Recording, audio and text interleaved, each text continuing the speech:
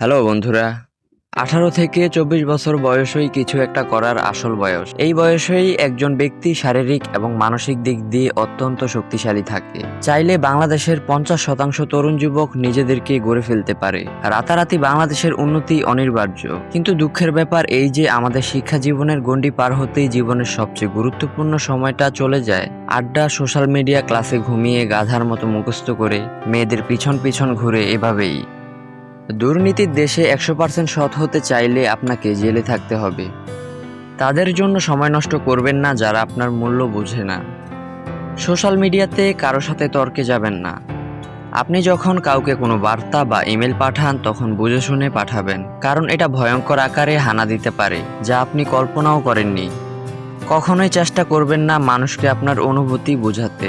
যে বোঝার সে আপনা থেকেই বুঝবে, আর যে বুঝবে না তাকে হাজার বলেও বোঝাতে পারবেন না। শারীরিক সুস্থতার আগে মনের সুস্থতা দরকার। আপনার কলিগ শুধু আপনার কলিগই, খুব বিরল না হলে কলিগরা কখনো বন্ধু হয় না। অনলাইন রিলেশনশিপ সময় নষ্ট করা ছাড়া আর কিছুই না। পরীক্ষা করে দেখতে চান? আপনার টাকা লাগবে বলে একটা পোস্ট দিন, দেখবেন কেউই রিপ্লাই দেবে না। এর মধ্যে ব্যতিক্রম থাকে, কিন্তু ব্যতিক্রম কখনো উদাহরণ হয় না। যখন আপনি খুব সুখে অথবা দুঃখে থাকেন তখন কাকে কি বলছেন এ ব্যাপারে নিজেকে নিয়ন্ত্রণ করা খুব জরুরি। এটা আপনার জন্য ক্ষতির কারণ হতে পারে। নিজের আত্ম উন্নয়ন করতে সময় দিন, শিখুন, টাকা রোজগার করুন, সুস্থ থাকুন ইত্যাদি। নিজেকে ভালোবাসুন, কারণ ইনি একজন যার সাথে আপনি সারা জীবন কাটাবেন।